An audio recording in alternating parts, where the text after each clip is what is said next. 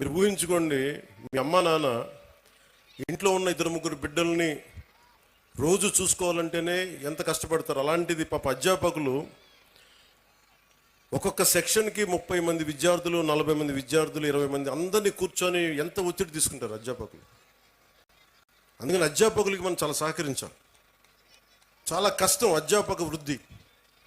ఈ దేశం బాగుండాలి అంటే కాంట్రాక్టర్లకు కాదు మనం పెట్టాల్సింది డబ్బులు, అధ్యాపకుల మీద పెట్టుబడి పెట్టాలి. అధ్యాపకులను గనక నిజంగా గనక బడ్జెట్ పెంచితే, అధ్యాపకుల మీద కనుక పెట్టుబడి పెడితే, వాళ్ళ కనుక నిజంగా విలువలతో ఉన్న అధ్యాపకుల్ని బయటికి తీసుకెళ్తే ఈ దేశం చాలా అత్యంత అద్భుతంగా ఉంటుంది.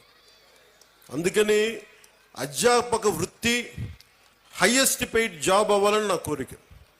ఆ రోజు జరుగుద్దా నాకు తెలియదు, కానీ నా ప్రయత్నం నాకు చేస్తాను.